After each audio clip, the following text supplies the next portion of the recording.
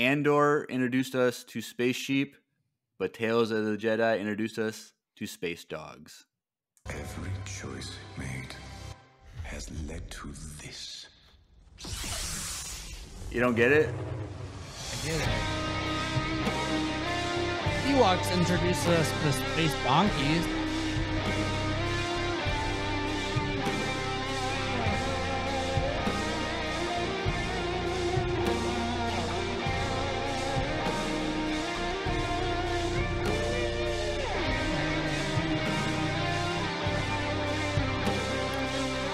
I thought you were gonna say, did anyone else think Gal was pregnant, or is it just me?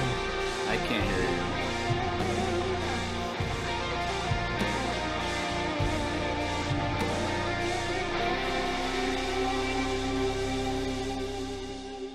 Everyone, welcome back to another Dooku-tastic episode of Empire Radio. I'm Jeremiah. I'm Drew. And we are back with Tales of the Jedi, episodes 2, 3, and 4, the Dooku episodes. And I almost said an Andor-tastic episode. I know. I saw. I was like, I got it. And But I got it. I pulled it through. Yeah, you did. So we are back. It's a tail that's a lot. Tail-tastic. Yeah, tails-tastic. Yep. But you know, we got Ahsoka done last week. So if you haven't heard our breakdown on those 3 episodes about Ahsoka, go listen to that. But tonight we are doing the Dooku episodes, which I've been waiting. I understand now. We should have done Dooku first. Let's be real. Well, we might as well jump into it. If you're going to say that, what were your overall thoughts, Drew, of the Dooku episodes? Of all of them combined? Yes. I love the Dooku were more of like an actual story arc. It was. Whereas Ahsoka's was this kind of random story. So this one actually is like a story you could watch in a row. Yeah, that's true.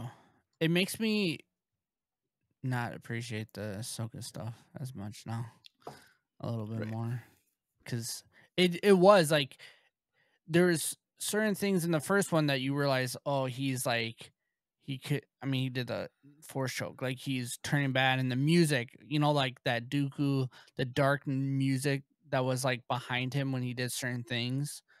I don't know, it just felt so cool. Like the story development, like you said, Jeremiah, is like I thought it was really good, and it was like a slow burn ish, but I mean it was still faster. All of these together were faster than one episode of Andor. But anyways, it felt really good. I really enjoyed the build and how it was developed, and the slowness, but you felt Dooku's issues already.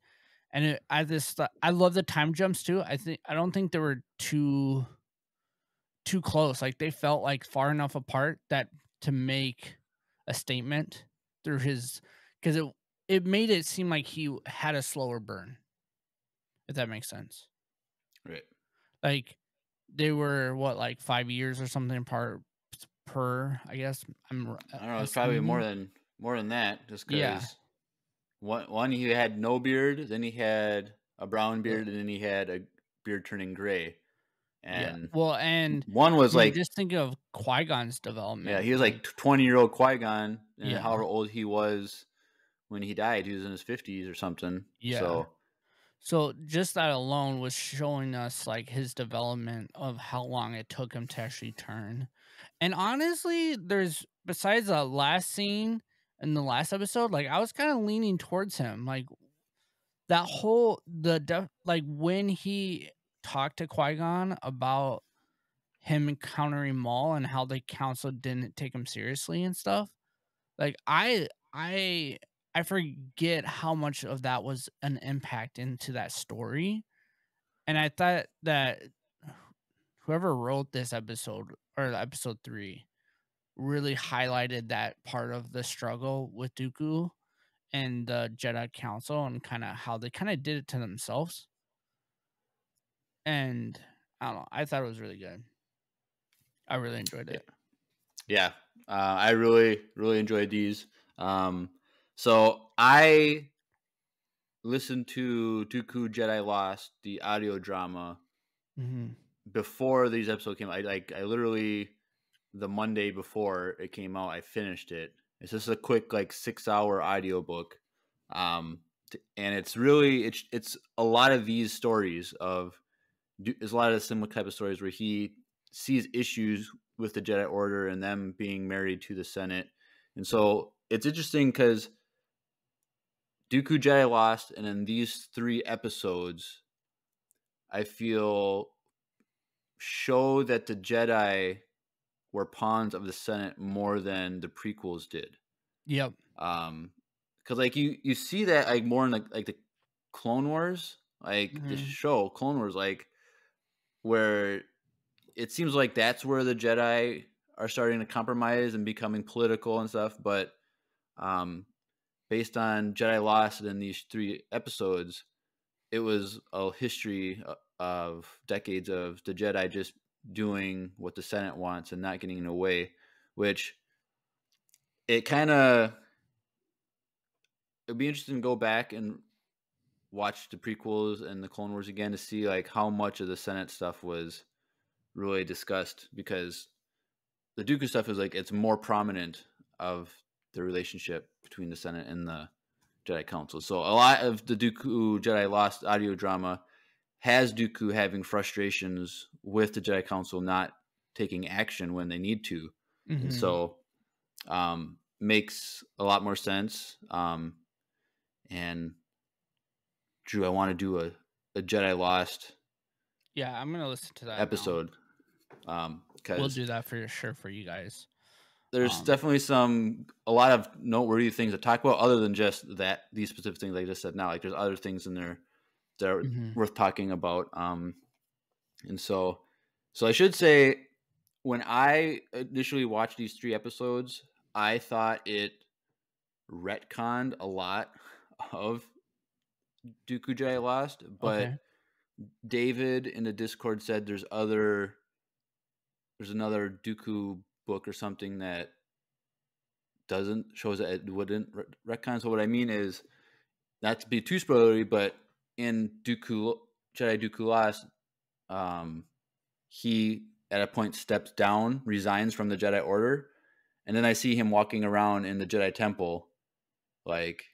How is he allowed in here if he's no longer a Jedi? But David said that he was allowed back as a distinguished guest. They still respected him as wise and stuff. So so at that point where he walks to Qui-Gon, he's not actually part of assuming that it doesn't Order? retcon anything and the continuity is correct. At that point, Dooku is not a Jedi. But how would that make sense? Because didn't Yaddle say you won't get in trouble? No, I think it was just his crimes. He's committed crimes. Oh, because he and so deleted the planet and that, and also people died from on Naboo and stuff, and he's part of this whole thing with Maul and Sidious and stuff. So he's done things that has caused people to die. So he's technically probably committed crimes on a legal level, not necessarily a Jedi code thing. Gotcha. But like I said, it's hard to say. I don't really know that other work, and you don't probably research that more. But okay, because I don't think he's referred to as Master Dooku other than when Qui-Gon calls him Master. So they might have been intentional where they're not acknowledging him as a Jedi by calling him Master. So I have to go back and watch, even though I've watched a million times. I was gonna say, I mean, I wouldn't know to look at that. I mean, maybe Will in the chat can go skim through it quick and let us know if other people do it. I guess I could too. I don't know why I'm making Will do it, but I kind of like. I don't know. I really liked all these episodes, regardless, and so I enjoyed it a lot. Like I said, and I think, unlike the Ahsoka, it told a story. Right. And I feel they could have done that with Ahsoka. They could have done that with Ahsoka, where they could have. It could have been 3 random stories with Ahsoka, but still had a main Like, theme. something in Like the they background. tried to do like the life and death thing. Like the first episode was about honoring life and death. Mhm. Second episode, Anakin says this is a matter of life and death, and then the last one is kind of like she's facing death because this thing is trying to kill her, and she faces it and isn't afraid. So you could go with that, but it's still like you have to like intentionally think about it. But with the Dooku Yeah. ones, you just The have to Dooku watch was it like and it's there. super obvious what they're doing, and they were all in a row. Right. Also, And so I hope that if they do future seasons, they follow the Dooku thing where it's an actual story arc of 3 episodes for a specific character. That way it's a better story that way. I think like give us. I don't know. A bunch of people are saying that we need like Tales of the Sith. We like Yeah. Yeah. 'Cause even I what I was like thinking like give us Tales of the Clones. Like give us a Rex in between Rebels and Clone yeah, Wars. Like that'd be cool. that'd be amazing. I want to hear a Rex story of him finding out that Vader's Anakin. Cuz I don't think we ever saw that in Rebels. I don't think he ever knew that. And then Well, because remember, no one really is supposed to know that. Right, but then unofficially he's in the Battle of Endor, that old guy with the beard. Like he's not confirmed, but like it's kind of Dave Filoni is kind of like strongly suggesting that it is. So like he's working with Luke Skywalker. Like you would think that he would maybe connect a dot, the same last name. So maybe by Endor he knows that at least Anakin had a son. But like it's hard to know what Rex actually knows. So it'd be cool to see that story. That's true. Okay, so I've been listening to the Thrawn trilogy again. Do you think that the Skywalkers, like way back, were okay? That's when we'll be doing that. We'll be I'm talking about that thing in after Andor's done. We're doing spoiler. Y'all better come out for those. Thrawn Ascendancy trilogy. We're doing 2 weeks of that. First week is going to be a special one where we talk about just the setting of the book, where we talk about all the different, not the story, but all the parts of it, like what the chaos is about, the family politics, the family names, and kind of like all that stuff. So we will be definitely details. We'll be talking about what you were about to just ask, but we don't want to talk about it now. But yeah. Yes. Anyways, it's so fresh on my mind. But yeah. Yeah, so we can break these juicy episodes down. All right. So first episode is Justice. And so Qui-Gon and Dooku arrive on a planet, and it's the what do you mean planet?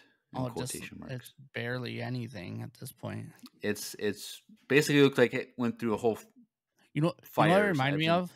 It reminded me of the part of the Pride Lands in Lion King, that the part that I was thinking more of the Mando episode with Ahsoka. That planet was all burned down. Yeah, I thought of that immediately. That probably is probably more accurate than the Pride Lands of Africa.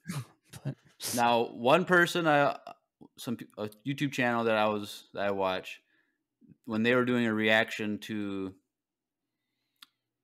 it would have been to the final Ahsoka episode. They thought that the planet that she was on the farming planet, was this planet that Dooku and Qui-Gon go to, because there's the same like droid carrying the hay bales. Yep, I was literally thinking that. So like, I don't know if I tried looking it up to see if it was a planet name in both of them. I couldn't find anything just before we started recording. That would be kind of cool if that would like it came full circle and like they actually did. But that would kind of defeat Dooku's whole purpose, right? No, because at the end of this episode, the senator's son was promising that he was going to fix this planet. So But I don't if he think did do Dooku that, trusted him. huh? Though. What do you mean? Yeah, the chat's saying that they think it was the same too. They thought of it the same. So, But what are they gonna? It doesn't matter if Dooku trusts the kid or not. The kid said that he was not going to let. well, I mean, and we saw this the happen anymore. actions from the people already helping out. So, Right. So the planet was on a positive trajectory. So if that was true, then hopefully the planet would be restored. This would be probably 30 years, 40 years later. Who knows how many years it is. So I'm just hoping that that's. That'd be cool if we It'd be could cool if it figure that was. out. If that was the same planet. But yeah. So they arrive at this planet, and then they start walking into town, and it just is this all muddy and dark and gray, and everything's burned. Looks like there's like the droids are kind of like this low battery power, like they're like terrible, and then stuck, glitching. Yep. Then we see an actual dog in Star Wars. Have we ever seen an actual dog in Star Wars before? It says the wolf. I don't know. Yeah, other than like the wolves, but like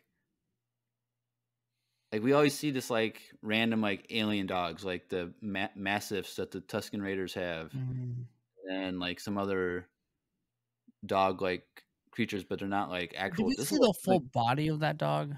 Yeah, it's just a straight dog. It's like looks like a hunting dog or something. So I think that was cool that they finally canonized a regular dog. A dog. That's a cool looking dog too. Like scruffy looking, looks like a mutt, and out there bird hunting with them. Pretty cool. But Jeremiah just wants a dog. You guys don't know. When I win that $1.2 billion tomorrow night, I'm gonna build like a whole facility for like dogs, where I can just have like 10 Great Danes, all different colors, so I can tell them apart. They each have their own stall, like a feeding trough, and like he's gonna buy a horse farm, but just put Great Danes in it. Yeah, definitely. That'd be so cool. Just train them and just like them. Yeah, following you everywhere. Yeah. So, all right. Stay tuned for that. Stay tuned for that vlog, and pretty soon. But yeah, so as they're walking through the town, everyone's just looking through the windows and closing their doors and windows and turning the lights off. And the dog, one of the ladies who's the owner of the dog, calls the dog back, and they try to, Qui-Gon, I think it was, tries to talk to her, like, hey, what's going on here? And she just shuts the door on him, blah, blah, blah. Okay, like something's bad going on. We don't know yet what's going on. And so like I really like the mood that they were of this setting. Like it really made me think like what is going on here and why are they specifically there? And so that's cool. Did you like what did you think was going on when you were watching it? Like I don't know at this point. Like I felt like I was just like trying to figure out the vibe of everything. Like I figured they didn't like Jedi, and they're mad. Like it seemed like they're doing something bad, but that's about it. Interesting. So the only place that's open is the bar, the town bar, which is kind of funny that everything else is closed, but the bar is open where you can go. Bars are always open, man. Dude, that was like one thing was like that girl that had the dog or whatever. She had to manually shut her door. Like it wasn't like the normal, like you push a button and it opens super quick. Oh, like all Star Wars. I didn't you didn't realize that? Yeah, she had to like slowly shut it. But then the bar was the only door that actually opened like properly. Funny. So Dooku and Qui-Gon walk in, and this asks like he's looking for a child or the child or something like that, and then where is the senator's son? And then one lady is sitting there and chimes in, and so then Dooku comes and sits down and talks with her, and he said like I'm here to resolve an issue what's going on, and then she's like, well, this whole planet is the result of the Senator's evil ways or whatever, like corrupt ways, blah blah blah. And so like she said that she would bring Dooku to the sun, and then they realized that everyone there was the kidnap, like the whole town kidnapped the Senator's son. So that was like, dang, like super, like, okay, everyone's surrounding these Jedi. These kidnappers are the bad. Like, we don't know what's going on. We don't know if these are bad guys or good guys, type of thing. But the two Jedi are now like at the mercy of this village, like, because they're outnumbered. So like obviously they could hold them off for a while, but they still might lose to this town. So a lot of tension. But they go to like a barn where they're holding this kid. And classic, the lady had a secret knock to let her in. And so the door opens up and there's a giant droid there. Yeah. What do you think it looked like? It looked like a familiar droid to me, but did it jump out to you at all? No. It looked like the BD droid. Oh, yeah. It was like a giant BD droid. Yeah, that was like basically the same design, and so I thought that was kind of cool. Steroids. Yeah, and so I guess he goes by the name Two Time. That's what, and apparently that's the kid's droid, which is kind of weird that this giant droid allowed his master to get kidnapped by this town, and he's just there in the barn with the. See, I didn't get that. I thought the kid was just became friends with that droid. I don't know, maybe because he's like, I think like Dooku or someone asked like, "Are you okay?" Blah blah blah. And he said, like, "Yeah, I'm fine." 2 times, but good company or something. I thought he said 2 time will keep me safe or something. So I thought implied that it was his own droid. No, I got it under the impression that like the droid just like he just became friends with it. Because I just doubt that village would have that high tech of a droid, big of a droid. Maybe that's the only thing they have left. That's a good point too. But like all the other droids are like laying in the mud underside. That's true. And like glitching at the door, like that's fair too. But that is weird though, because it's not a small droid to be able to not like, you know what I mean? Protect the kid. But as so the kid's tied up. He's not, when we say kid or child, he's probably like 15 or 16. He's a teenager. And he's just saying like how he's unaware that this is what's happening. Like he said, he's always lived in the capital city of the planet or is on Coruscant. Like he's never been anywhere else. And so he was completely unaware that his people were suffering like this. And then someone runs into the barn and is like, the senator's here and he has soldiers with him. And yeah, all he says is, besides, I have 2 time here to keep me company. So maybe, I don't know. Doesn't really tell us if that is his droid or like it's just like that's the person that's guarding him and then he became friends with it. I took it as that like that is the droid that was watching over him. Like that was the capture droid, but he ended up, because remember, he doesn't feel threatened by these kidnappers anymore. He actually sympathizes with them and actually understands why he's kidnapped. Right. And then even later on in the episode, like Dooku's like, your son is not in any immediate harm. Yeah. Like Dooku actually trusts all these kidnappers and why they're doing this. Like they don't think that they're bad people. They're just they just want, as the episode is titled, justice for their town, and justice is just another word for fairness in a sense. And so they just want to be treated fairly. And so the soldiers come and say that the senators, there are soldiers, and so they all go out to meet the senator and the soldiers. And immediately the senator's like, Jedi, like, arrest these people or whatever, and get my son or something like that. He's just already commanding them what to do. And Dooku's like, we don't serve the Senate, we serve the people of this republic, type of thing. Blah blah blah. And he's like, we're still investigating what's going on here, which is interesting. That like they're not gonna, like, Dooku's like, I'm not gonna do what you tell me because I'm investigating what's actually going on here. Like, I'm not just gonna blindly follow a senator. Yep. And so maybe at this point he's already starting to have.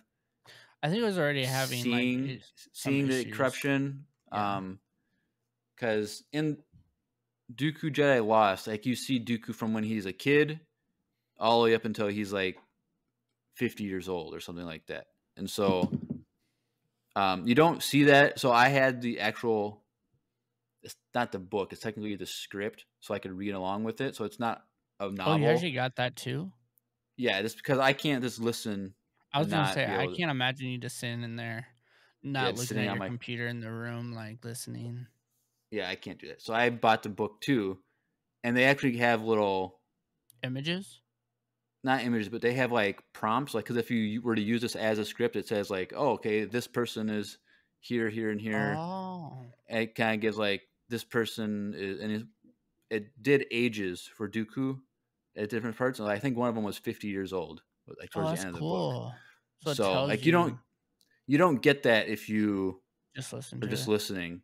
Oh, so shoot. It's kind of hard to follow sometimes, because like Dooku's like a kid, like 10 years old, and then like an hour later he's like 20 years old, and it's like a different voice, and you don't know why unless you're like reading this stuff. So you gotta pay attention. You know what's crazy is that the audio came out before the book even came out. Yeah, that's what you told me, and that reminded me of what Andrew told us originally. But yeah, so I'm wondering, because throughout the book, Dooku's seeing corruption in both the politics and in the Jedi, and so like, I wonder if at this point he's already kind of like getting that, starting to connect some dots and saying that the Republic isn't the most, isn't the best, and so that's why he wants to do this investigation. That's why he doesn't want us to do a senator, because he wants to bring justice, fairness to this issue. The thing that I liked a lot about this episode is that they did this story, like this kind of story, in the sense of like corruption, someone's in charge and is bad. That's been done before, like in other mediums, obviously. Right. But there's only like 10 stories ever written. Exactly. It's all the same stuff. But what I enjoyed about this was it's flipped, because typically the bratty kid that gets kidnapped, you don't have any sympathy for him, and he doesn't have any sympathy for the people that kidnapped him. You know what I mean? Like, and typically the dad is the one that's like, oh, I understand what you're going through, but I still need my kid, but like, let's figure this out kind of situation. And like, you're a brat, you know, like there's always like that bratty prince or whatever, you know what I mean? So when this was Senator's daughter, or Senator's, oh, true, Lita. we all know what you're talking about, but you know what I mean? So like, I like that they did this reverse, where the kid, the 15-year-old, or how, we don't really know his age, that he felt sympathy more than his dad, and it's because he's never actually been there, because he's been so privileged his whole life to never actually have to go home, but he still cares about the people because it's still his people. And I really actually enjoyed the way they wrote this story in that way. So yeah, definitely. So as Dooku is saying he's not turning the son over, the senator is ready to just, all right, soldiers, get ready to fight. And they also are aiming their guns. And then the villagers, they aim their guns, and they're all scared. Like, I really liked how they, like, we always talk about how the animation in these new shows are getting better and better, and the emotions in the face were very good. They were like, hands were shaking when they're holding their gun. Like, they're really, really nervous. And I like how because a lot of times, like in these movies, like someone like the rebels would, or like the villagers, they would be the ones that would fire the first shot sometimes, because like they're just trying to defend themselves. They're just trying to like be like, what's the word? What's trigger happy? Is that the word phrase? Yeah. Like it's always like they're the ones most eager, because we kind of get like in the mindset of like Saw Gerrera, like where he's not afraid to like rebel and like he's gonna fight first and he's gonna take the first shot. But they were not the ones that took the first shot. It was the senator. He said fire, and he was the one that shot first. Yeah. And then they started to do the firefight, and the villagers, they were getting knocked out, like down, boom, boom, boom, and Dooku and Qui-Gon, they were doing their best to defend them, but then Dooku realized the villagers had no chance. Like, they were all getting mowed down, and then he goes full dark mode, and he starts force choking the guy and the senator, and then Qui-Gon is like, "Master, stop!" And then he just force pushes him back to the barn. So the thing, when you read Dooku Jedi Lost and watch these episodes, like Dooku should have been locked up a long time ago. Oh like well, you don't want to get this is not the first time. This is not the first time he's done something like this. Pushed the lines. Like, he's, Anakin, he always pushes the line, but he's still like a good guy at the end. Dooku pushes it even further than Anakin. Like, there's a lot more common between Dooku and Anakin than I realized after watching these shows. I think that's cool too, because if you go rewatch like Clone Wars and stuff, you'll understand Dooku's point of view a little bit more, I feel like. Yeah. Or even the movies. And so I'm surprised that with this instance of him force choking someone and, pushing Qui-Gon back, that this wasn't like a major thing that the council would step in and say, no, like, you are no longer, like, I don't know. Or remember, at least even Qui-Gon was having issues with the Jedi Council. You know what I mean? Like, before he actually ended up dying. Right. And I feel like a lot of those seeds were planted probably through Dooku. Right. So, but it's so it does open up your eyes to Dooku a lot. Right. I would really like more of a story about Dooku and Qui-Gon, because they're seemingly so different, but Qui-Gon attributes who he is to Dooku's teachings, but like they're so different. Like, it's hard for me to like picture why they're like how they're. Because one was, I think it's because he could still find the good in what the Jedi Order was doing from a certain point of view, and Dooku just gave up on them. That is true.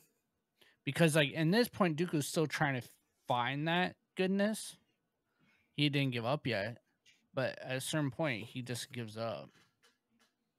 Right, and it is interesting because in the next episode, when Dooku is talking to that security guy that they locked up, like, he's like, I like your ideology, but I don't like your methods. And he's like, make sure you don't lose heart, or like this will be for nothing.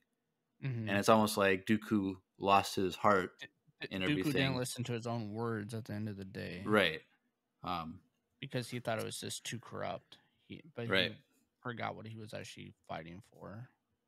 Right. And so then it gives you so much sympathy for this character in just these 3 short episodes. Right. Like, it is a tragic story. Like, I never really I never had any sympathy for Dooku at all. Yeah, Dooku is always just like, okay, he's just the bad guy. Like, we know that, okay, exactly. he's not a murderer, he's just an idealist. Like, we see that in Attack of the Clones or whatever. Yeah. And then in Clone Wars, he's just straight bad. Like, you don't. Correct. But especially, though, if you just view him from those 2 movies, like, all of a sudden, he's there in episode 2. Right. And you don't really get, like, as it you don't really get a lot of backstory to his character except he was Qui-Gon's master and he turned bad. Right. So I really like that the story, these short 3 episodes, told us so much about him in this short amount of time, and I really appreciate it. And I cannot wait for more of these Tales of the Jedi stuff because there's gonna be more of those thoughts. And like, I didn't know Adol did anything. Like, Yeah, she's a goat, dude. I don't know. dude, She she's a is. beast, dude. And she definitely had Grogu, but we can talk about that when we get to episode 3. But Everybody's like, oh, the reason she's not on a Jedi Council in the other movies is because she pushed out a baby, and like, I'm like, first of all, the math doesn't work, but 2, no, that's stupid. But yes, anyway, Dooku's force choking the guy, and he's moving in closer, and he's blocking the blaster bolts from the last remaining soldiers. But Qui-Gon is back in the barn, releasing the son. Is like, it's interesting because he's like, tells as a kid, "You go save your father," which is an interesting thing. Like, why? well, I think this isn't the first time he's seen Qui-Gon snap. Or Dooku snap. I don't think this is the first time. So he knew how to protect those people, and he knew that Dooku wouldn't kill that guy in front of the kid. The kid, right? So I thought it was just interesting. I thought it was, but at this moment, it shows you how much more wise Qui-Gon was compared to Dooku in this situation. And then at the end of the episode, Qui-Gon or Dooku even says that to Qui-Gon. Even says it. Like, he's like, you saved so many people today, not me. Right. And so the kid runs out there to his father while Dooku's like really like 3 feet away from the guy about to kill him. Okay, let's be real. That guy died. This was a long time to be choked. Like, he's for sure passed out. He wasn't even passed out yet. Like, I watch a lot of UFC guys. It takes like not even 30 seconds to get passed out by being choked out. Yeah, but the time was good. Dude, maybe this was Dooku's first time. I don't think he wasn't. So. If you're gonna say that the lightsaber and the cantina was just weak, and that's why there was blood, like it wasn't like it didn't solder it was half power or something. Yeah, because I'm gonna say maybe then I get to say Dooku. Dooku was a little dusty. All right, he didn't know how to. He didn't know how to squeeze tight enough. It was more just a grab. He was squeezing one side more than the other, so there's still a little air going through. Gotcha. That makes sense. Okay. Yeah. Besides, most of the time when Vader would force choke anyone, he broke their necks mid choke. So that's fair. There's that too. That's fair. But Dooku's like something like corruption like you must be eradicated from the galaxy. So he's literally about to kill him, and the kid runs in front of him and he's like, "No, stop!" And then like Dooku like snaps out of it. So it was like the dark side overtook him. Yep. And like he wasn't even thinking properly. No, he was dabbling in the dark side. But the son was able to like reach the inner Dooku, the good Dooku, and was able to get back. And then that was it for that. And then the next scene is there. Then Qui-Gon says, "It's over. Like, stop. It's over." And then that's when he's done. But then the next scene, the soldiers and the town, they're all like working together. Like the sun shining. Like then, like okay, there's hope. Like sun shining. Maybe they can plant some seeds or something. And they're all like working together now. And the senator's sitting in the speeder, like. You could tell he's thinking and pondering like what just happened. Like maybe he's like, maybe this is my fault. Like maybe I was unfair to these people and did evil things to these people. And so the son, he vows to the lady that kidnapped him, like, I vow, like, I will make this right, like, blah blah blah. And this is where Dooku is like, you were quick thinking, like you saved many lives, And Qui-Gon was like, I was just thinking in the moment. And that's like one of his things in episode 1 is like, just live in the moment. Just worry about the here and now. Like, don't worry about the future or the past. It's like, what can you do right now? And that's what he did. And Dooku's like, well, then you're wiser than I'll ever be, or something like that. So, Also, which is interesting. In that scene when they're like cleaning up the village and stuff, he said you're wiser than I. He said you're wiser than I. But then the droid, that tank droid, was actually like fixing the village. Right. So I don't know. It kind of makes me think it was the village droids. Maybe. I have no idea.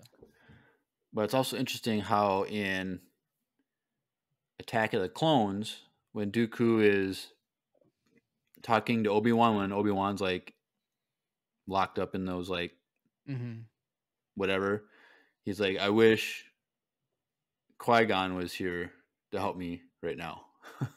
Like, even then, he's like wanting Qui-Gon's wisdom in this moment on what to do.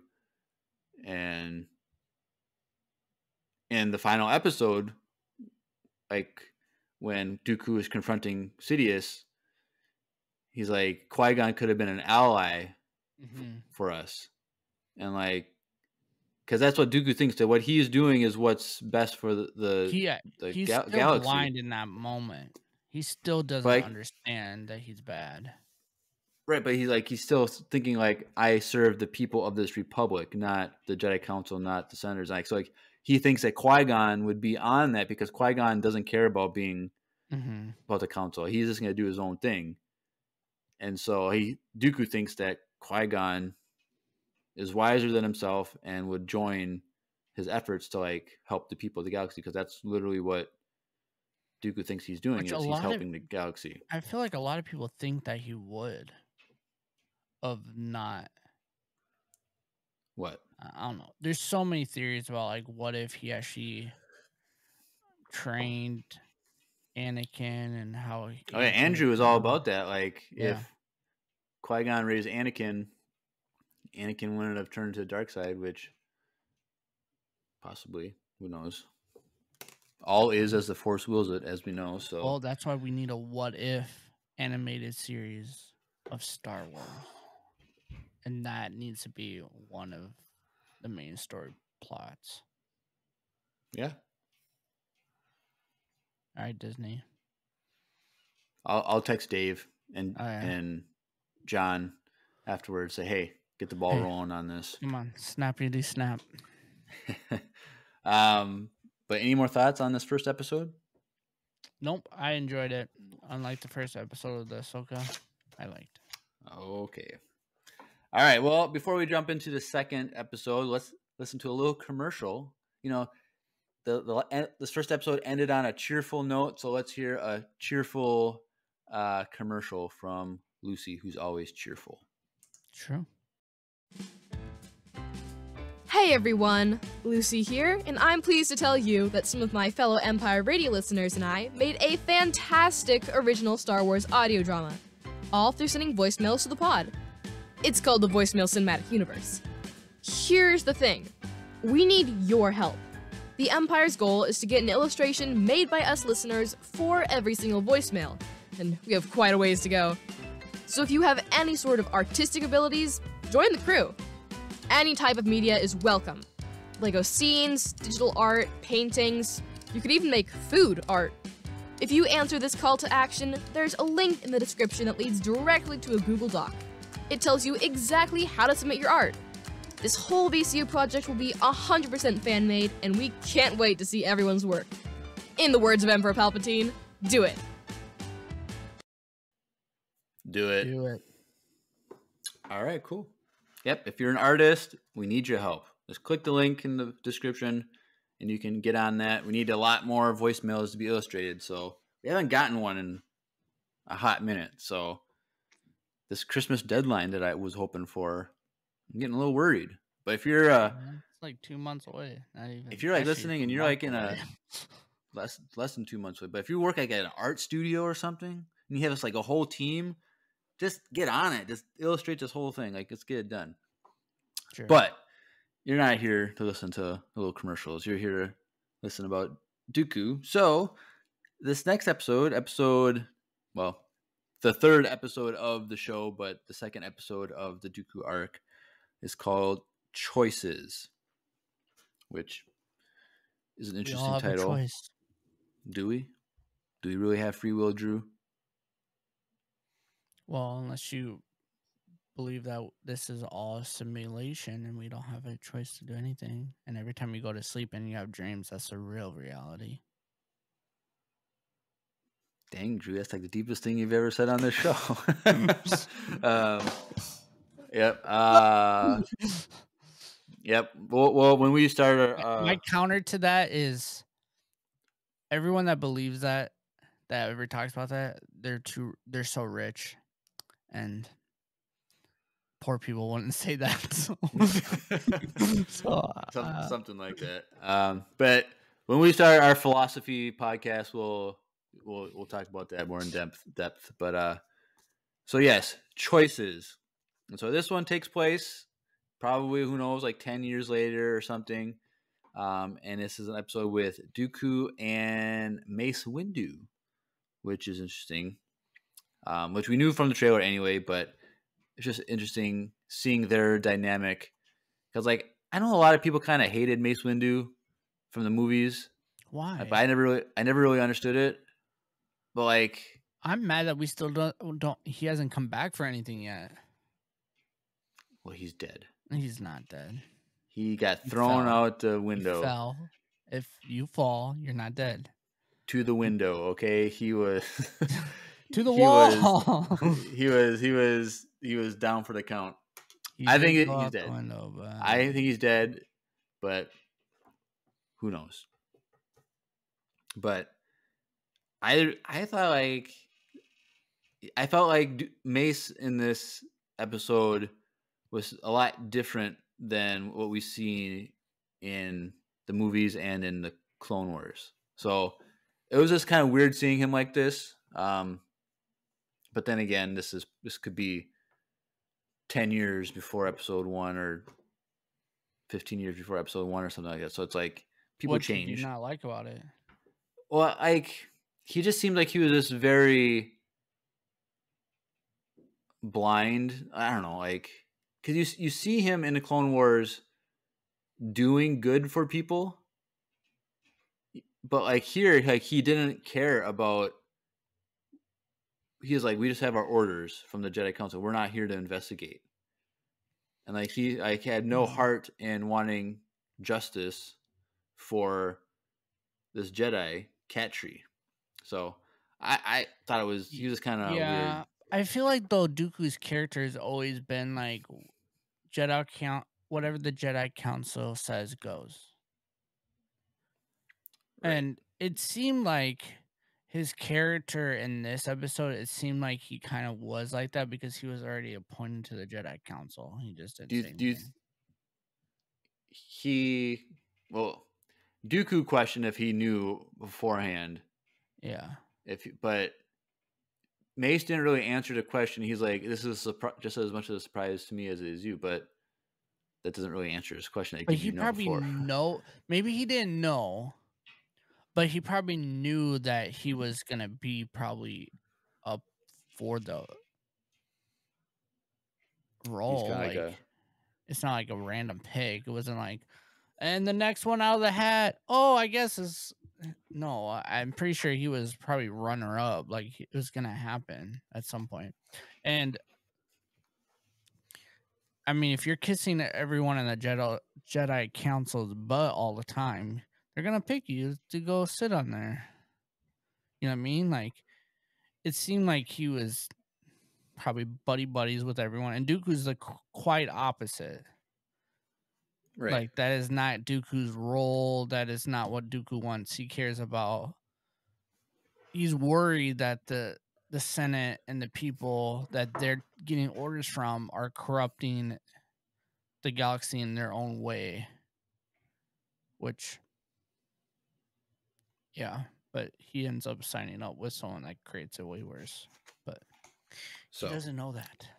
anyway, so they're on their way to this planet, which we find out is Raxus. So Raxus is one of the planets in Bad Batch that they go to when they go to rescue that senator. Now, and it's called Raxus and Bad Batch, but this was like Raxus something else. So I don't know if it's Raxus is like the system, and this is just one planet in the system, or not. But Yeah, might be other side of the planet too. because I was thinking that the senator in this episode was that guy in Bad Batch, but then he gets killed. I'm like, oh no, because I couldn't remember his name.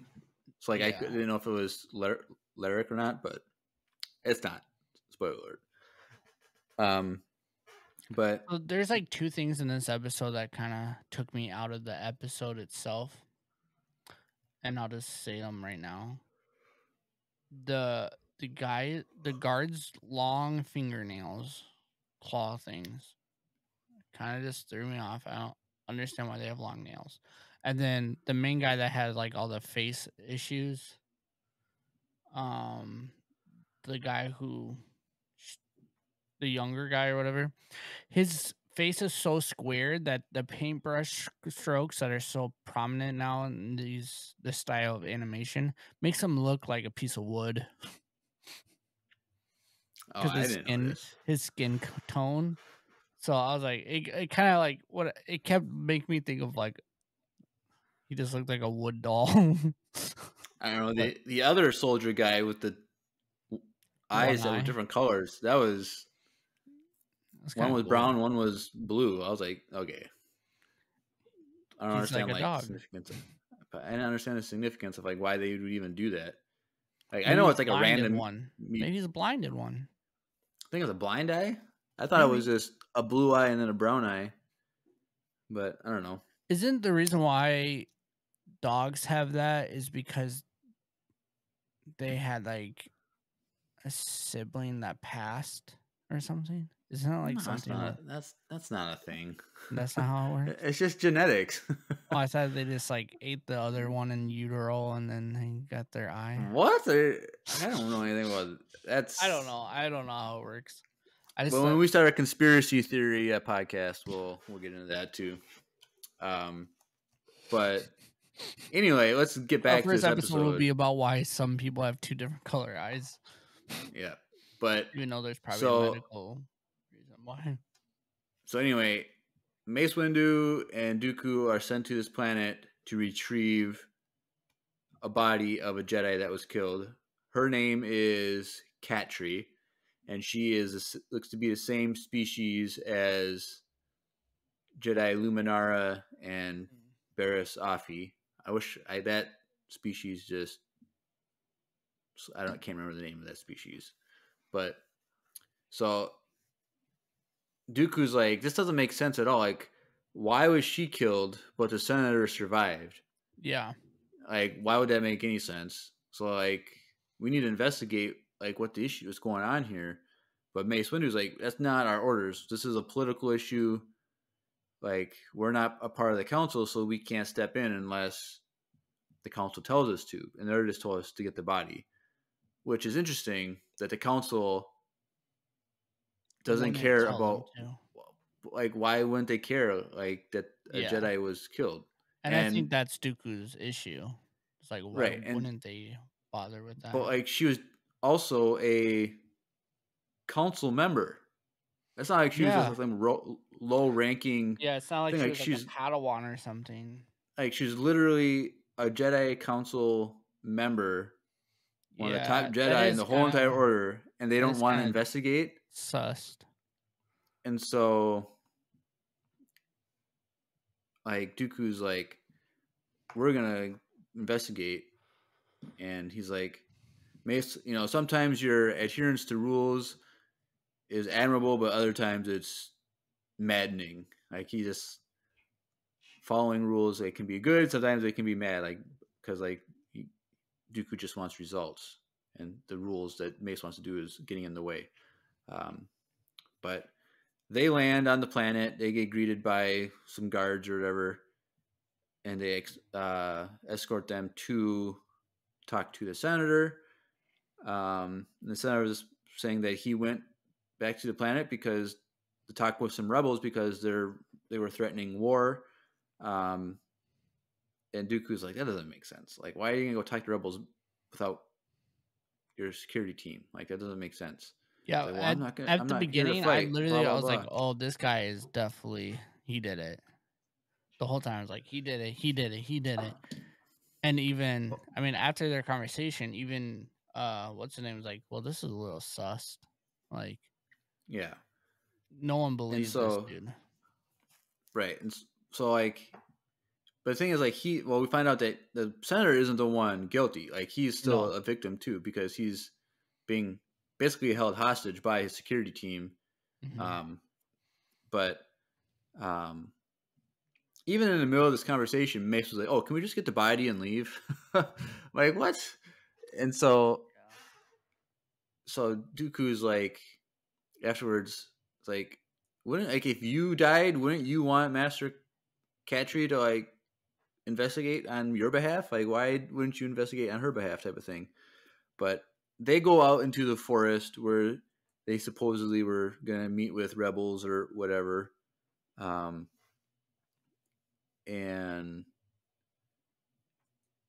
they land, and there's clearly like a shootout. Like, there's blaster marks all over the place on trees and rocks and stuff. And Dooku just starts looking and investigating and trying to figure it out, put pieces together, and immediately both of them are like, this doesn't make sense. Like, you said that you guys were shot at right when you exited, but like, there's no marks on your ship, and the blaster shots, like, the angles are just you can tell, just even if you don't know anything about ballistics and stuff, like the angles of the shots behind them. It was just kind of weird, like, what's going on here. Mm-hmm. And so the Dooku was not buying their story at all, and he's like, I will have the truth, and like uses his saber. Mace Windu says, stand down, Dooku, blah blah blah.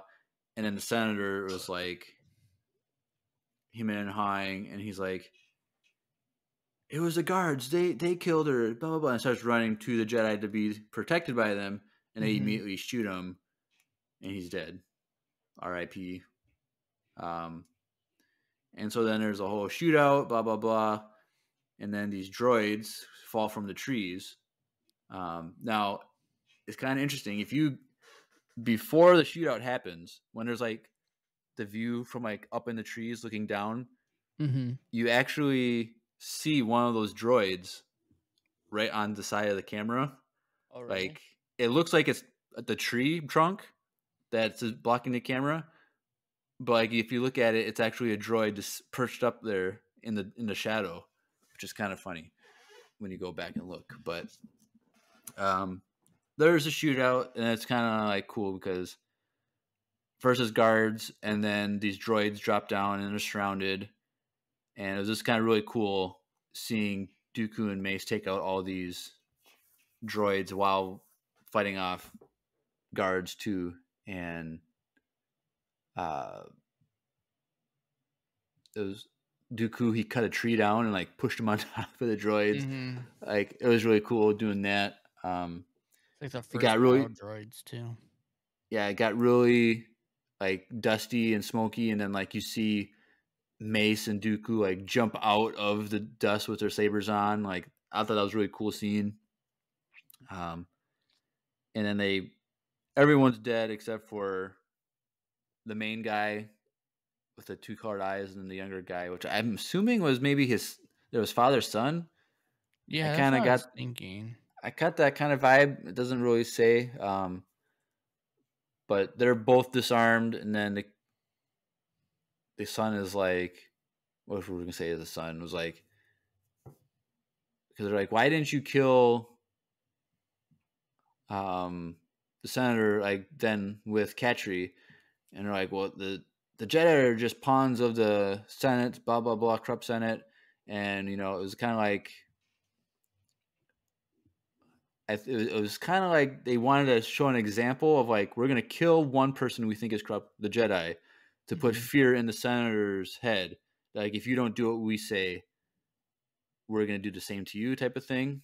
Now I don't know if they knew a Jedi was gonna be there or not. But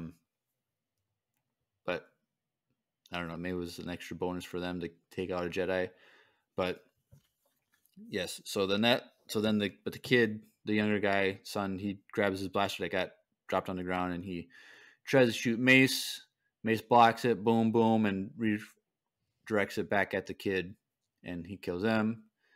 And you can kind of see that Mace was kind of like upset about that, like sad about that, but Dooku was kind of like, he got what he deserved, type of thing or something, but he was still pondering like those things that the guards were saying about the corruption of the Jedi and stuff. And so they go. So like we mentioned earlier, how Dooku's talking with the main guard guy, and he's just like, I like your ideology, but your methods are bad. But don't lose heart, because if you lose your heart, then this will all fail, type of thing. And so Dooku sympathizes, says to keep heart. And so then they get the body, bring it back to Coruscant. There's a funeral. Now, why in the crap did they use Ki-Adi-Mundi and have that gigantic hood on him? It was just like, did that take you out? That took me out of this episode a little bit. You remember that scene? I'm watching right now. Yeah, it's like covering his whole face. It didn't take me out in the moment. But like, he has a giant head, and they have to have that giant hood to like reach over it, and it's just like, they could have had someone else. Like, honestly, like, he didn't have to have his hood on either.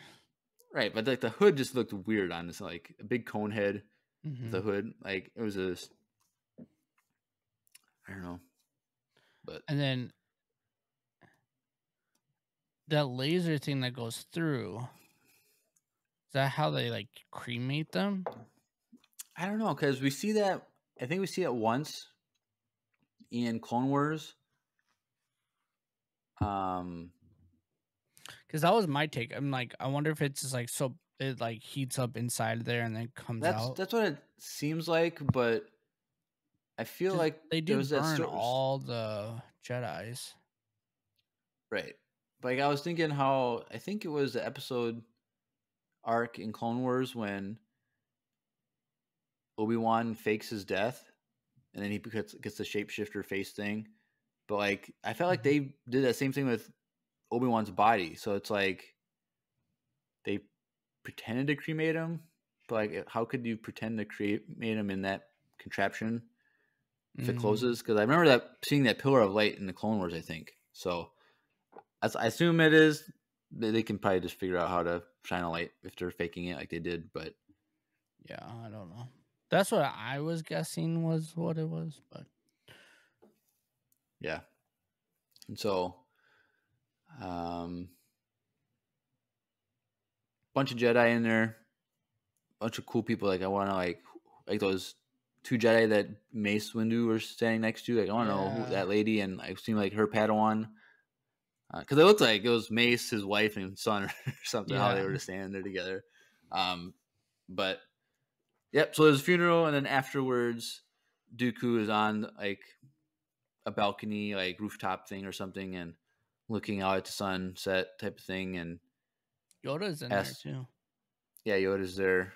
But he talks a word. It was like, I have a word with Mace, and was talking about it, and he's like, I hear that you're the replacement for Master Katri. And he's like, I am, blah, blah, blah. And Dooku questioned, like, did you know this beforehand? Like, 'cause I wonder what he was implying. Like, you didn't, like, why you didn't want to investigate because you seemed like it hurry back to get your promotion or something? That's what I was getting from it. But, like, I don't know. Like, I don't know. I don't understand why Sure, you can Evidently. question like, did you know beforehand? But like, why does it matter? Like, I don't know. I think the whole, like the way he was acting, like he's already corrupt, and that's why he was so adamant about like just do what the Jedi Council told him to do. Like there's no point to investigate because that's not what they wanted us to do, even though they clearly needed to investigate because that guy was about to get corrupted by those. Because I think I don't know if we mentioned like the whole reason why they captured or like they had that guy captured was they were gonna make him like change like the ruling of their planet, you know, Like they just wanted to have the the center vote. do their political Their- policies and Yeah, not to do their own thing, like whatever. Like, cause like I think he said something like our demands or something like in the Senate. Yeah. So, but I would say of the 3 Dooku episodes, this is my least favorite. But if you're watching it for the story of like Dooku's shifting in mindset and like his reasoning to turn away from the Jedi, like it makes sense. Like it adds to that story, so it's still yeah. good. Like it's not bad, but I'm just saying of the 3, it's my least favorite. So The thing that kind of threw me off is after I watched this third one, I was thinking, I'm like, why didn't they bring Qui-Gon back there and give him a funeral like that? Like, why was his funeral on Naboo? I don't Or know. is it just what the Naboo people wanted to give him the funeral because Maybe what something he like did that, for them? where they were just honoring him. Because like I guess I don't even know if I realized that it was on Naboo. Like, is that even a scene showing that it's Naboo? Mm-hmm. Because remember, I like, remember the funeral scene, but was there like a shot of like there's the a shot city of or him being something? burned. Well, I remember that, but like I don't ever remember that being on Naboo. I would have to watch that scene. I can do it afterwards, I'll find but it right now. but like unless there was like a shot of like the city and then it went to the funeral, like showing that it was on Naboo. But it is interesting that it was all on Naboo, because then I think Yeah, because even when Yoda was talking to Obi-Wan was on Naboo. what do you mean Obi-Wan? Because Like Yoda afterwards, talked, like when like he's taking, I'm going to take the boy, train a boy.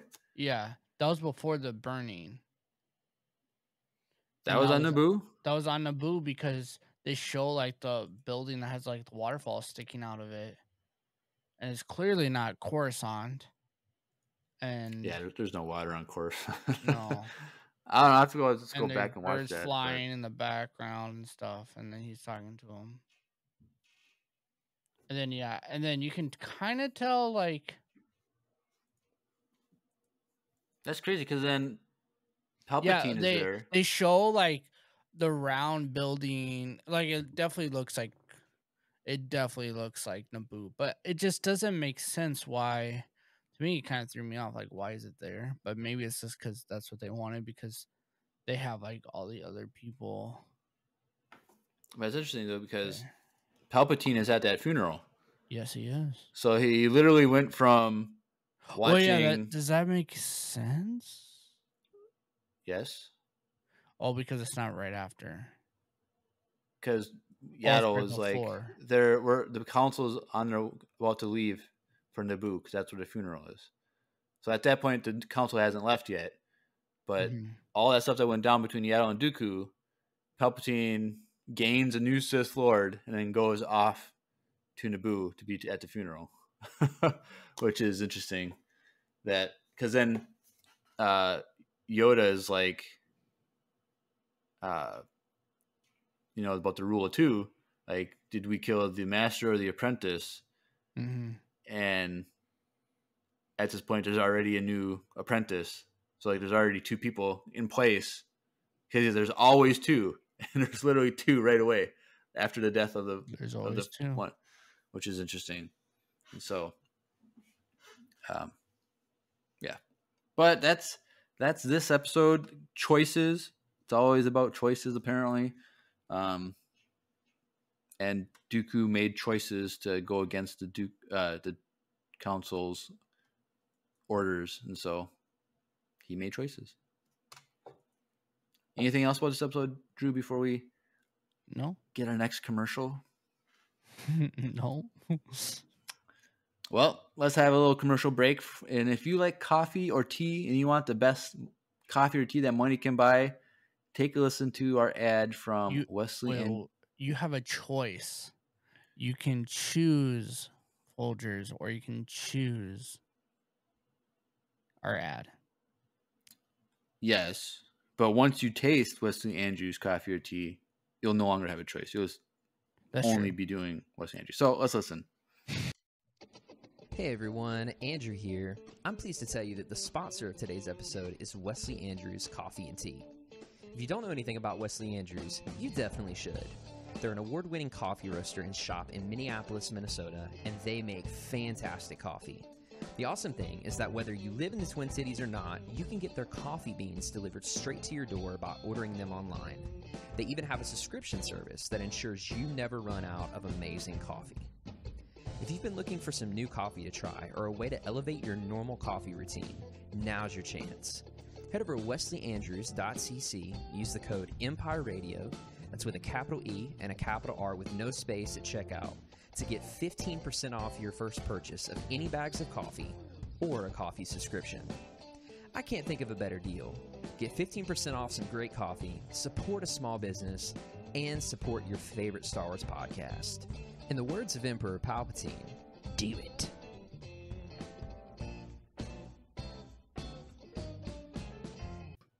Do it. All right. Well, the final episode, so the third episode of the arc, but the fourth episode of the season, the Sith Lord. Bum, bum, bum.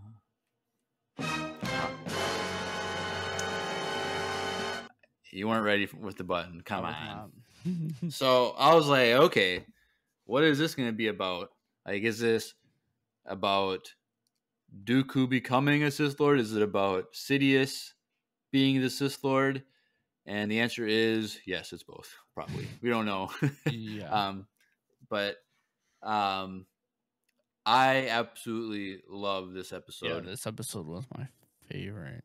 Like, I've watched this episode more than any other episode of this season, and I think it's. I'm gonna make a hot take, but I think I might take my official number 5 off my list of top 5 moments in Star Wars and add the final scene fight to my top 5 moments of all time in Star Wars.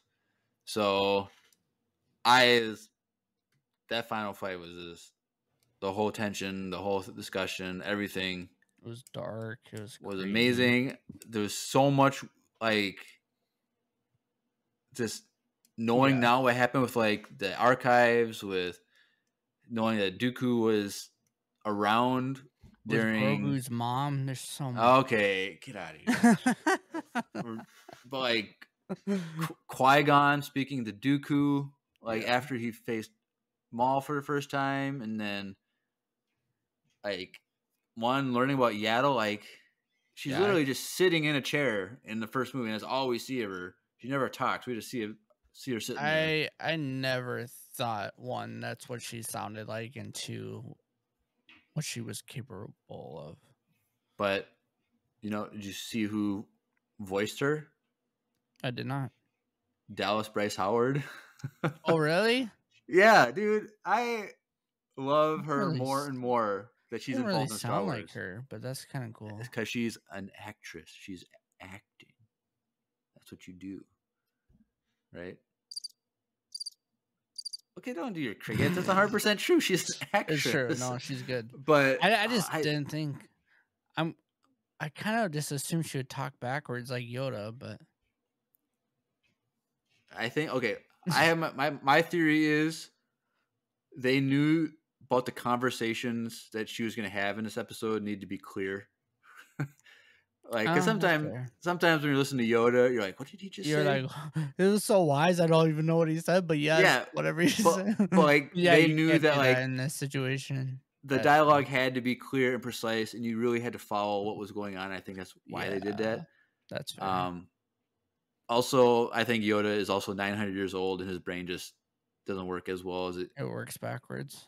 I bet like if we had like a Jedi Tales of Yoda when he was like 300 years old, is still talking backwards. He's probably talking just fine. And then he gets like, he's like climbing a tree on Kashyyyk with his Wookiee friends, and he falls and bumps his head, and he wakes up and he's just like, bro, talking backwards or something. That's how he got it. Yeah, that'd be funny. That happens. People like they like get a head injury and they start like talking with like a British accent or something. You ever seen that happen? No, isn't there? Okay, I don't know if this is real, but I swear there was a story of like some girl got in a car accident and she woke up and she like could speak full Mandarin.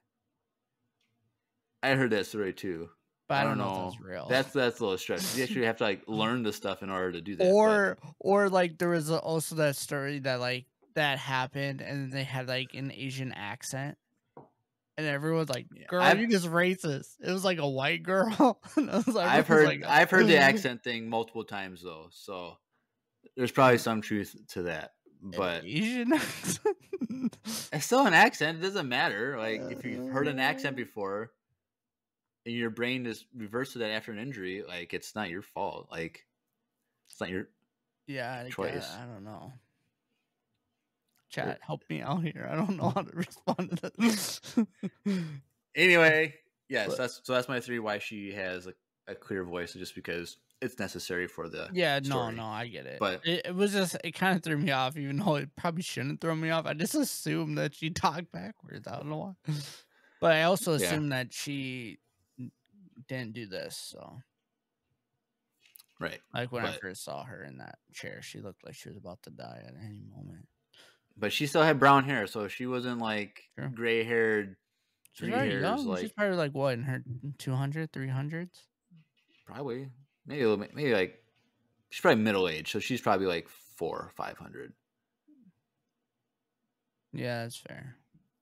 Because her voice still. I mean, Groku's like, what 56 now, 57, and that boy's still. 50, Miles says more word than him at this point, and Miles is a year old. Right. Right. But dude, to age that slow, I don't know if it's worth it, bro. I don't know. I'm 33 and my back is terrible, and I'm ready to. You ready to start talking backwards? I'm ready to start talking backwards. If I start talking backwards, I'm on my last on your way out. My last stretch. Your last 100 years. Yeah. So anyway, let's jump scene by scene. We are in the library, the archives of the Jedi Temple. I'm like, okay, this is cool. And we see Dooku walking through. And I'm like, okay, he's in the archives. That's cool. And he goes into a archive room. I'm like, okay, this is cool. What is he doing? And he starts pulling, and he opens up a little card. Okay, cool. What is he doing? I'm totally oblivious to what's going on. I was like, oh, he's about to do it. Then he opens up, and it just says something like Sifo Dyas, like Master Sifo Dyas for your code. Code accepted, Master Sifo Dyas. Yeah, I was like, oh, he's about to delete Camino. Like this is it. Mm-hmm. This is the thing. He did it, and Camino opens up, and he types in the password, which is literally a 3-digit number. It's just like, what the frick? You can delete any planet anywhere. And like, okay, how can you delete something like that so easily without like a second person supposed to be back there? Well, if he's and clearly only Master Sifo Dyas was allowed to like deal with those archives.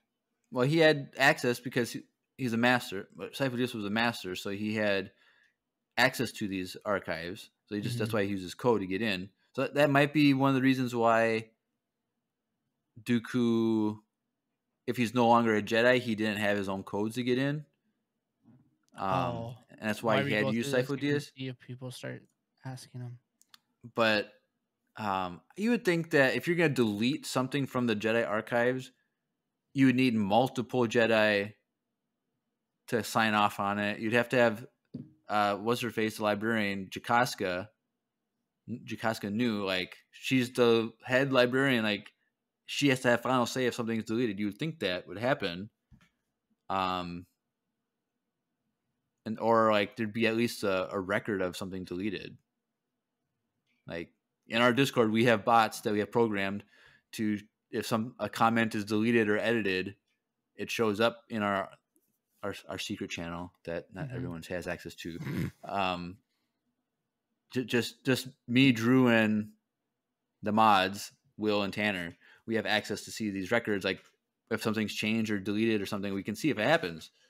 You would think they would have the same thing in the Jedi archives, but apparently not. But she was too busy watching people freak out about the Sith news. No, I think she was. Remember, she has the hots for Dooku. She was a little distracted by Dooku. That's remember that deleted scene from Attack of the Clones? Oh yeah. Remember? Go listen to that breakdown episode of Attack of the Clones deleted scenes, and she's an admired Dooku a lot. You could just say she wouldn't mind having a conversation or two with him. But yep, I forgot about that. But also, what kind of bothers me, if Dooku is not supposed to be there, or like if he's just a guest, why did they let him walk around with his lightsaber?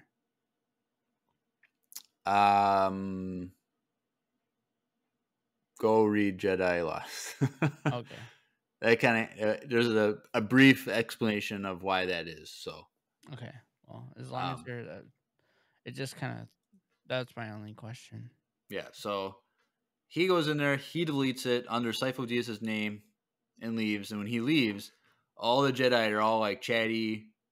They're all talking. There's a bunch of like hubbub going around, and he goes up to. And you got to remember, in this library, like anytime we've ever seen the library, there's like only like 1-2 people in there at all times. Like there's like a crowd of people in there right now. Right. Like it's popping off. I really wish we saw 3-year-old Ahsoka in a hallway or something. Oh, that would have been sick. She would have been about 3 years old. Or sorry, she'd be 5 years old. I think she was in the Jedi Order 2 years before Anakin was. So she would have been 5 years old. That would have been cool just seeing her just in a passing. Like you don't even have to like or zoom like in on just her. like a mother jet, like a Jedi like holding her. Yeah, like that would have been cool. Like Plo Koon holding her. Mm-hmm. But Dooku comes out like, "What's the hubbub? Why is everyone talking?" And Chewbacca's like, "Well, apparently your former Padawan encountered a Sith Lord on what planet was it? Tatooine? Yeah, Tatooine. That's what it was." And just informed the council about it. Blah blah blah. And so, like, Dooku wasn't shocked, which is interesting. Like everyone else is all like up in arms, like they're all like chatty talking, and when Dooku saw this, he doesn't even bat an eye. He's like, "Oh, that's an interesting type of development," or something like that.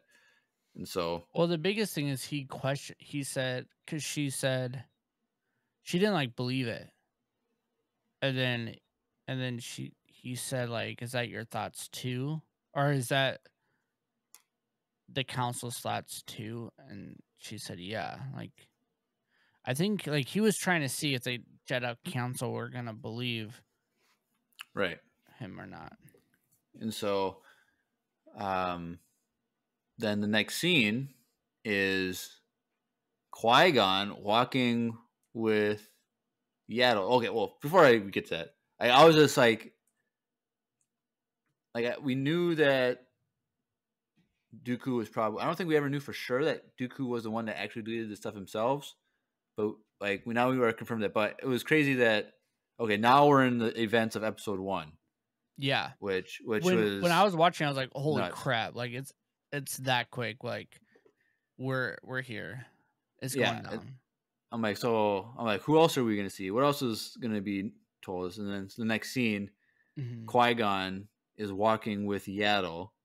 Qui-Gon voiced by Liam Neeson. And by the way, young Liam Neeson in the first episode was voiced by his son, Yeah. which is cool. So cool. But they're walking and talking, and then Dooku goes up to him, like catches up to him and asks about an encounter with the Sith Lord, and he's like wants to know what happened, and Qui-Gon basically says the same thing, like he was trained in the Jedi arts, which is an interesting way of just. I always thought that was a weird way, like that the Sith would be trained in the Jedi arts. Like, what do they mean by Jedi arts? Like, is that just like an arrogant thing, like to be able to use a saber and use the Force that you're a Jedi? Like, they're just arrogant in that, so they just label anyone who does that as a Jedi arts. But I always think that's a weird term. I've always thought that was weird every time I watch that scene. But he just basically repeats what he said to the council, but the council didn't really believe him. But Yaddle is there, who is on the council, and it's like we're not saying that he's wrong, but we're just being cautious. Like, we're not going to like blow out this out of proportion when it could just be anything. Mhm. And so, which I think is not a bad like premise. Like, you shouldn't just hear something and then not investigate or just assume. Or assume things, like, because it could be like anything, like stuff in the news that we hear. It's like you don't have any information, and you just hear all these things. It's boom, boom, boom. All of a sudden, people just like go crazy and react and don't even get information, and then they end up being wrong in the first place. Like, and so like I don't blame the council for that, but like it's also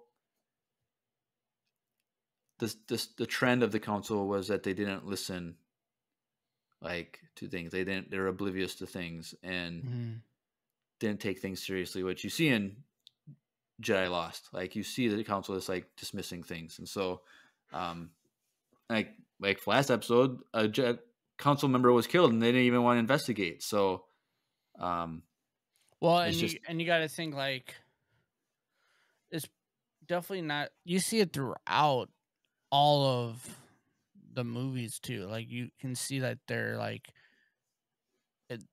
they didn't even realize that there was like a Sith Lord out there. Like, they're kind of just like dancing in the wind until the very end. Like, and I don't know, like, a lot of that blindness was probably the darkness from the Sith Lord too. I think that's part of it. Like, but it's also them. How long has Palpatine like kind of fed into their minds prior to even talking to Anakin?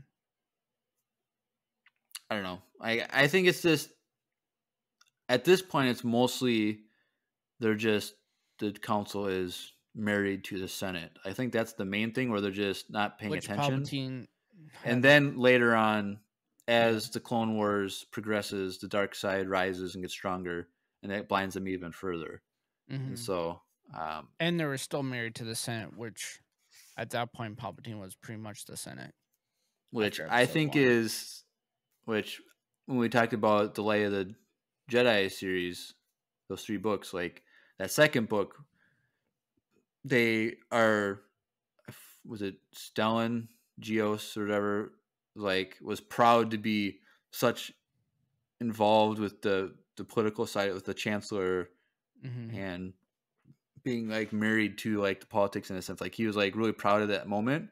I'm like, well, that's where it started. This is where the Jedi started to become political. And so it's been 200 years of the Jedi slowly becoming more and more political. And that's when Palpatine can step in without being noticed. And then when he starts doing things, the dark side comes in and clouds things even further. So Sith Lord play the long game. They do a good, very long game. It's all about the long game. So true. So Dooku, he gives a warning to Qui-Gon, like, I won't be there to protect you. Like, you got whatever. And then he's like, well, I have Obi-Wan. He's my new guy. He keeps me out of trouble, type of thing. And Dooku's like, well, I hope I meet him someday. spoiler alert, he does in episode 2. And so I thought that whole scene was just great, just seeing each other, and then Dooku expressing his thing like, I've been warning about the coming darkness, but the Jedi Council just doesn't listen.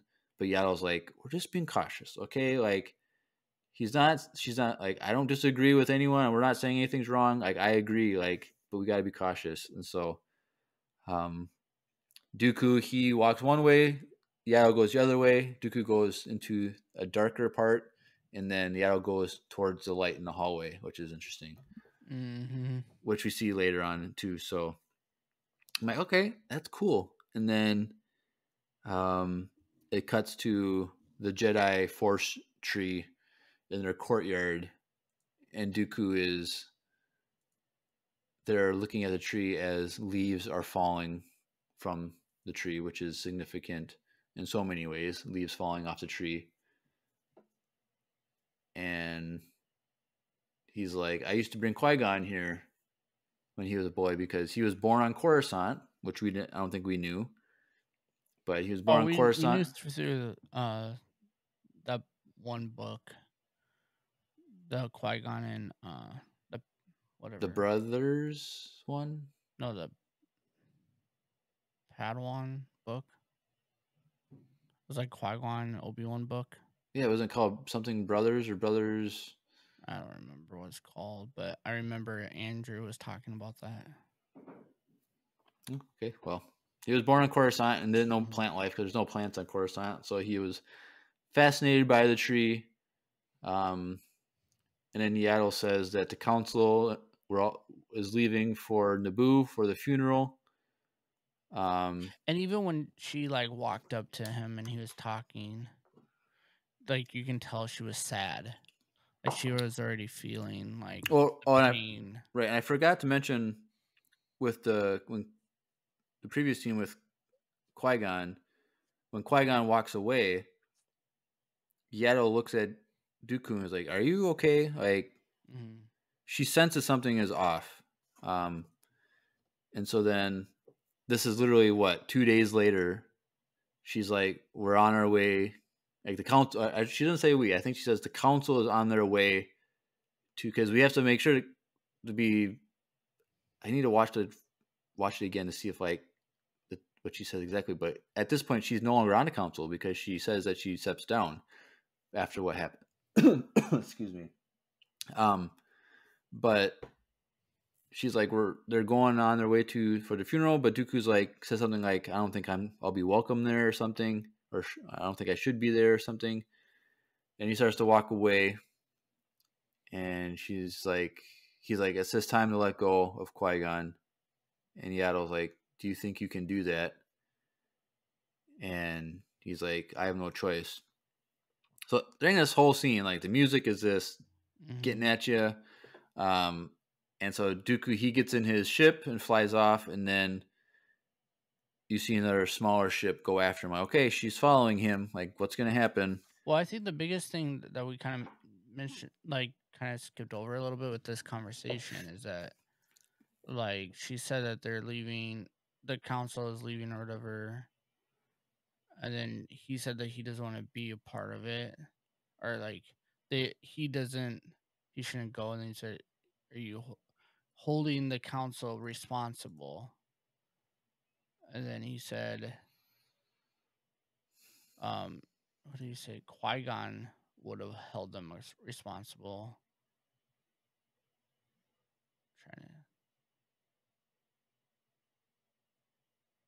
And then he said that Qui-Gon has joined the Force. Right. So then it's time for me to let you go. So, of course, Dooku does blame the council for his death. So, but when... Which, I mean... What? If they would have listened to him, they could have hunted down Maul and... I don't know. I don't blame the council. Like, it's not something that... I kind of see Dooku's point of view. Well, yeah, but it's just a hindsight thing. Like, you can't say that the Jedi... Yeah, I'm not saying it's right. I'm just saying you can kind of see where he's coming from a little bit. But, like, it's just one of those things where, like, there's no way they could have... they're not going to send the whole council to Naboo to investigate her. They didn't even know where the Sith was anyway. Like they didn't even know that he was on Naboo. No, So they thought he was on Tatooine. well, he wasn't. I'm saying if they would have caught him on Tatooine. But yeah, but he would have been long gone. Like there was no way for the council to know where Maul was at anywhere. Yeah. Like he wasn't gonna stay on Tatooine. They had no reason to believe that he would be on Naboo. Mm-hmm. Like there's no connection to what happened. Well, I don't know. That's not true. But like, what? I was gonna say there's no way they would connect Maul on Tatooine to the conflict on Naboo, but they probably could, maybe, just because their ship was attacked by Naboo, people on Naboo, or the blockade or whatever. Yeah. And then someone was out there to attack them. But they knew Tatooine. right away. So maybe they could have known, but it's still so unlikely that they would have. I don't know. I don't blame the council fully for it, but because there's no choice, they couldn't have made any choice that would have made a difference. So things happen, and this is what happened. And so Dooku, he leaves and flies off, and Yaddle follows. Now, did you recognize where he flew to, though? Not really. I just so that's in the same location in episode 2 when Dooku talks with Sidious. It's that same industrial thing. He flies in and talks to Sidious in episode 2. I think it's at the end of episode 2 after the Battle of Geonosis. And so they are like, okay, he's gonna meet with Sidious, and then Yaddle's following them. Like, she's gonna see Sidious. Like, is Sidious gonna jump in this fight too? Like, what's gonna happen? So Dooku arrives. Yaddle, she lands up on a ridge or whatever, and then she goes in. But Dooku confronts Sidious and is like, you went too far. Like, Maul killed Qui-Gon. Like, you went too far. And Palpatine's like, well, I lost an apprentice and you lost an apprentice, all for our goals, our greater goals. It's just a sacrifice that had to be made. And so as they're talking, Yaddle finally steps in and says no to what's going on. And she's like, this ends here. And so this is when it just gets so emotional. The music is intense. You see Dooku's brokenness and being torn on what to do, and you have Palpatine and Yaddle talking. Right before this, he admits to everything he's been doing for it says for Dooku. He's like, I deleted the archive, the clones, Sifo Dyas, and so Yaddle's pleading with Dooku, whatever you've done, you can take care of that by helping me defeat the Sith Lord. And Dooku or Sidious, he's standing in the dark side of the shadows, and then Yaddle is on the side of the light shining in, and so it's and Dooku's right in the middle. And last episode was called Choices. Now here, Dooku has a choice on what to do. And I really liked, I was going to say Yaddle's performance, but Bryce's performance on pleading, you still have a choice to do the right thing, bring him to justice, which is interesting because that's the first episode's name is Justice. So the titles come full circle even more. And I really like how Dooku was like, I'm afraid. And I was like, I know you are. And he says, I'm afraid it's too late. Turns on her saber because Palpatine's trying to test Dooku that for his loyalty. And so when Dooku turns on his saber, Yaddle's like, no. Like, she's just, at that moment, she wasn't afraid to confront the Sith Lord, but she was now afraid that now it's 2 against 1. Like, you can feel her fear that now she has to defend herself. And so, I was like, dang, this is like a practice pregame against when he has to fight Yoda. Like, this little. I literally said that in the watch party. I was like, oh, that's how he's so good against Yoda. He practiced. But also Yoda was his master, so like he would have. That's true. He's also already practiced for a year, which is probably why he was able to do this to Yaddle. Right, and so, it was quick fight. Like she does all of her jumps, and then she disappears for a second. And this was really good dialogue, because she's like, I stepped down from the council because of what happened with Qui-Gon, like him being killed. Like, you were right about so many things. Like, we should have listened to you. And so, like, she stepped down because she saw the corruption. She saw the failure of the council. And she's like, Qui-Gon did not have to die. Yeah. And Dooku, he pushes the ship out of the way, and Palpatine starts laughing, does his evil laugh when he does that, which is a great touch.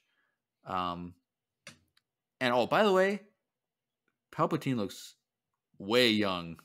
This is the youngest Sith Lord we've ever seen him. Like, true. I was like kind of hoping to see him battle a little bit, because this was clearly like way before he got any burns or anything.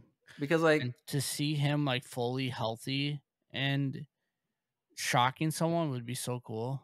Like, yeah, because he, like, seeing Palpatine Sidious in episode 1, like, he still looks old. He's still like a guy in his 50s, wrinkles and stuff. But in here, he's even more youthful. He seems like he's like 30 or something. I mean, he was pretty youthful in episode 1. No, I'm saying he wasn't youthful, because he was Ian McDiarmid was still like in his 50s. Like, it's like he looks younger. He look young though, still. But he looks way younger. Like, he's 30, not in his 50s in this animated. So like he looks way younger, but that's whatever. Like, I still liked it. So Yaddle and Dooku are fighting again. Yaddle jumps back onto the doorway, like the gate, whatever you want to call it. And so I really like the part where she looks up at her ship like she's going to run, and Dooku's like, running back to your council, are you? Like, yeah.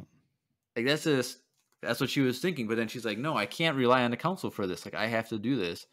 And she's like, no, you're the one that's run into the arms of evil. And they start fighting on that ledge, or she's on the ledge, and then Dooku's just standing on the ground. So they're like at the same level, basically. But honestly, like the first couple of swings, I'm like, it literally looks like Dooku is like swinging at a fly. Like, he's just like trying to kill something like little. It's so funny looking for a little bit. I didn't notice, but and then she jumps up and he hits her back, and she lands on the thing. And like the whole time, like, okay, this door is coming down eventually. Yeah, for sure. But he force pulls the latch or destroys the latch, and it drops down on top of her. And so the light's gone. They're in the hangar. It's dark. Dooku collapses down. Sidious comes and is like, you're my new apprentice. Like, you're my friend, blah, blah, blah. And then you hear the door opening, and I'm like, oh, gosh. Dude, like, this was like probably my favorite moment. Like, when she just is so determined. Like, she's fighting so hard. I think what's really interesting about this is the same situation happened to Anakin, in the sense of like instant regret. Like, Dooku falls to his knees. He's like sad that he did this and stuff. But then the same situation happened where like Palpatine's like, oh, rise, my Padawan. Like, you've done well, my Padawan.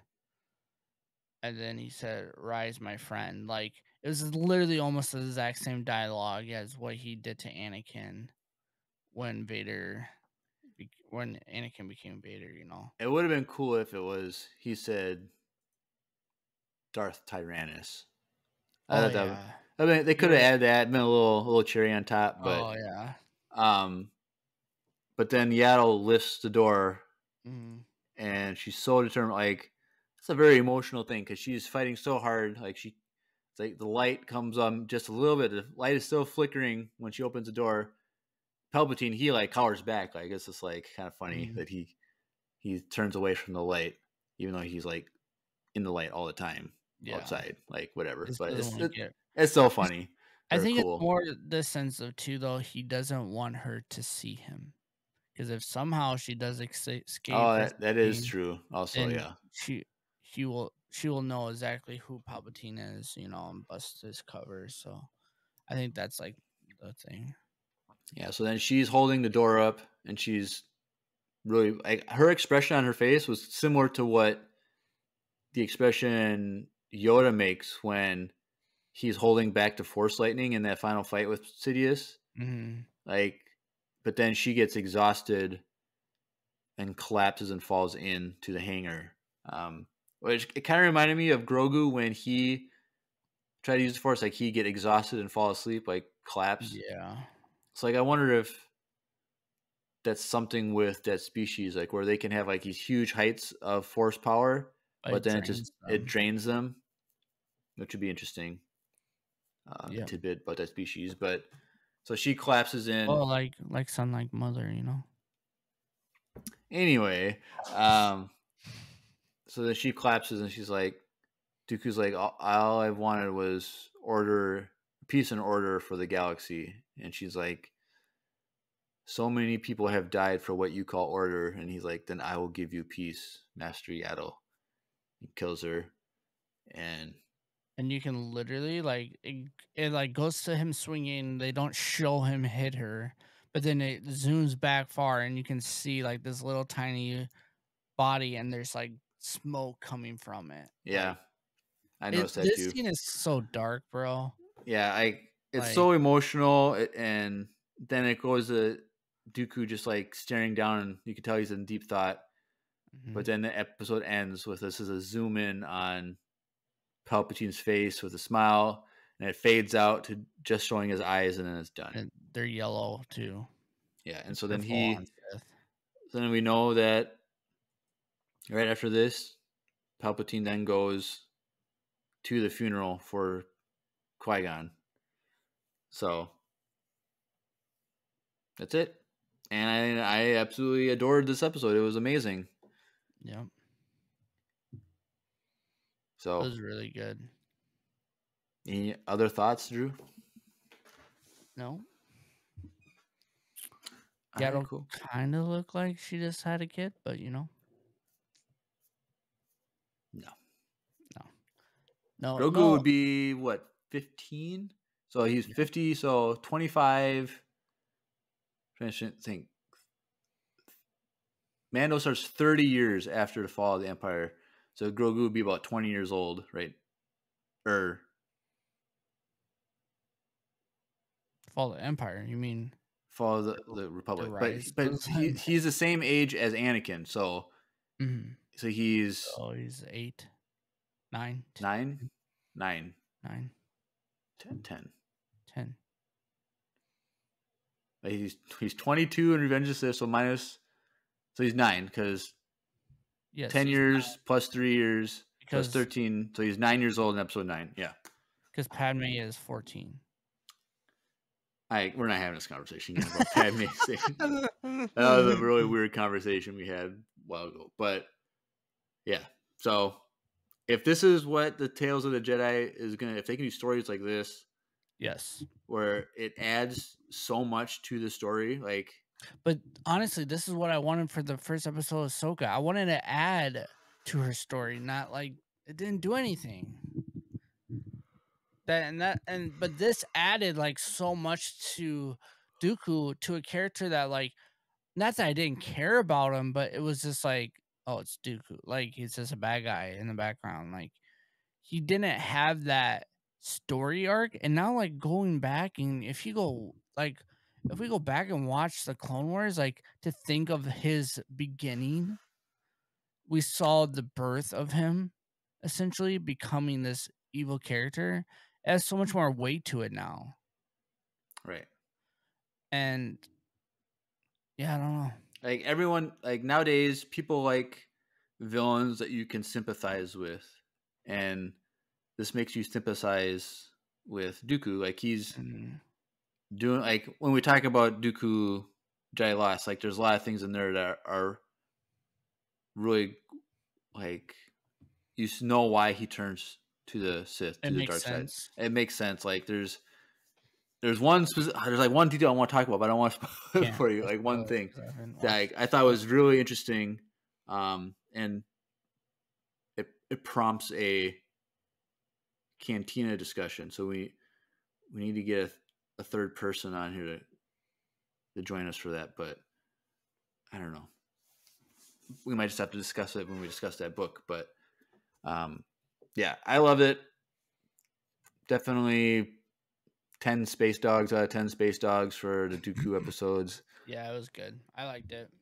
I really hope they do Tales of the Sith. Yes, that'd be cool. Even though this is kind of Tales of the Sith. Yeah, it is. That's cool. All right, well, that's it for that. But we do voicemails once a week, and we decided we're going to do it for this episode and not do it for Android this week. So, so let's transition over to voicemail time.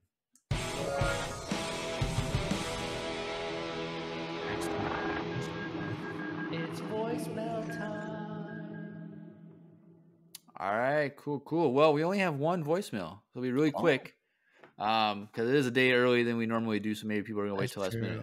So hopefully next week we don't have like twice as many. Probably will. But Will has a voicemail for us. It was a quick little question, and we can wrap it up and get out of here. So let's take a listen. Hey, Empire Radio. Will here. I'm curious, how was Halloween for you guys? Personally for me, I didn't do anything. Except eat some nice Reese's Pieces. That's about it. Very curious on what y'all did. All right, cool. Thank you, Will, for that question. Yeah, this is as we're recording this is the day after Halloween. Yep. We didn't do a Halloween episode, but nope, nothing spooktacular. But you had a Halloween party last week that you went to, right? Yeah, well, I went to a Halloween party on last Thursday, and it was fun. It was cool. Wasn't it last Thursday? Yeah, last Thursday. And then, but we took Miles trick-or-treating for the first time yesterday. He doesn't know what that is, so you just he had use your kid to go trick-or-treating and get free candy. Yep. You should have came knocking on my door. Want to know why? Because I had full-size candy bars.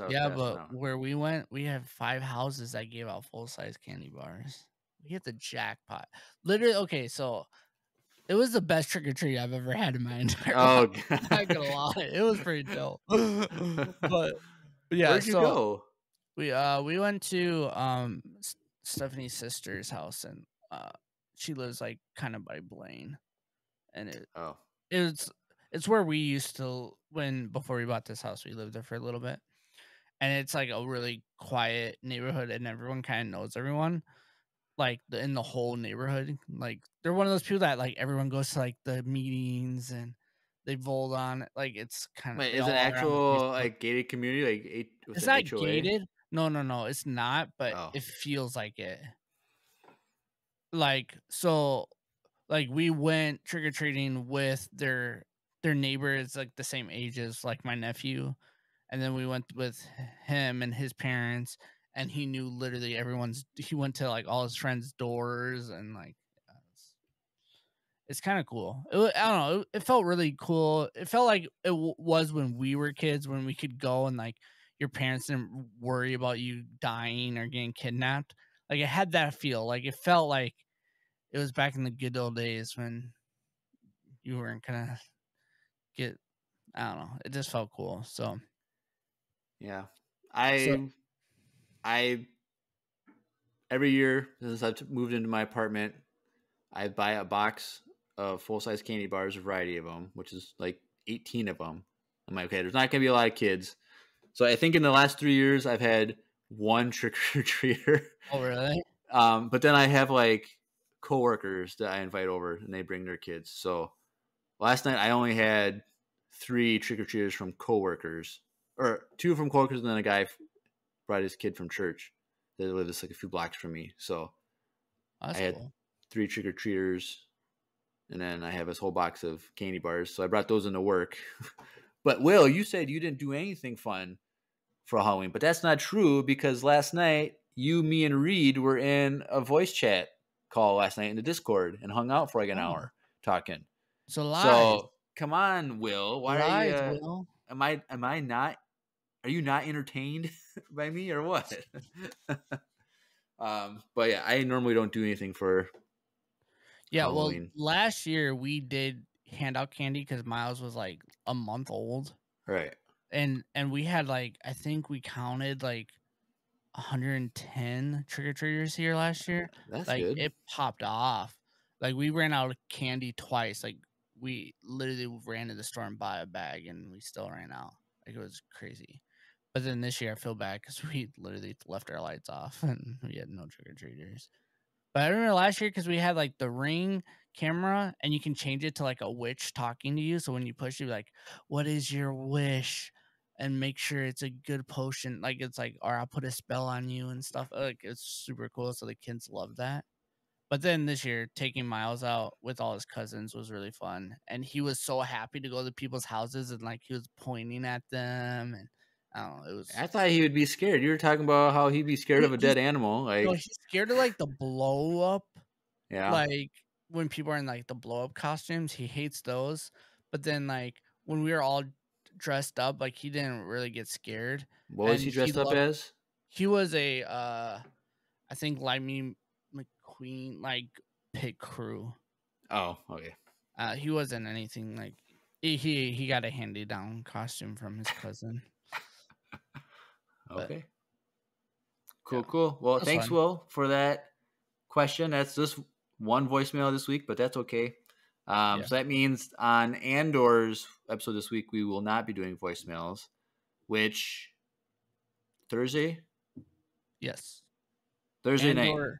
Andor episode will be pushed. The podcast episode will be pushed until Thursday. But if you guys are live, the live stream will, or the watch party will still be the same. Will be on Wednesday. Wednesday. So live stream for Drew's Watch Party Wednesday, breakdown Thursday night. Hopefully we can start a little bit earlier than 8 on Thursday if I can get home right away, but work is super busy and I am already behind this week. So fingers crossed on that one. May the force if not, be with it's me. all good. Yep. Yeah. So we're pushing back a day for the podcast episode, but Yep. that gives you listeners a extra day to listen to this anyways. So it kind of works out a little bit. Yeah. Spread these out a little bit. Well, let's just go over some socials and we'll get out of here. So if you want to connect with us more, if you're just tired of just listening to the podcast, but you want more Empire Radio, click the link in the description below, the links.co/Empire Radio. It's a landing page for everything. Our Facebook, Instagram, link to join the Discord. Join the Discord is a lot of fun. There's random chats with Jeremiah and other people on Halloween. So you're missing out if you don't join. Yep. And then we got a link for our YouTube channel. So we live stream these all on Twitch for video, but we also do I edit a version for our YouTube as well. So if you want to follow us there, but it's not just the podcast on there. Drew does watch parties on there. He reposts them on there. He does some unboxing stuff and some toy stuff that are on there too. So go check that out, Twitch and YouTube. Also, there's a link for the needlesslynerdy.com podcast network, which we are part of. So go check that out. And there's our fan email on there as well if you want to reach out to us for anything. And also, if you've never sent in a voicemail, there's a link for that too. So yeah, we like to hear new people sending. We love Will. We love all we all love the regulars. Well, we like the new too. So. Yeah. So if you've never sent one in, Send Don't one be in. shy. It'll be great. Even if you're just saying, like last week, Addie was just like, hey, I don't Hi. have any questions, but I just want to say, hey, have a good day. Put a smile on, blah, blah, blah. Like something that was literally like 12 seconds. Like you could do that. So don't be shy. So yeah. So go check that out. Anything else, Drew? Nope, I think that's it. All right, cool. Well, you've been listening to another Wizard episode of Empire Radio. I'm Jeremiah. I'm Drew. And may the Force be with you. Always.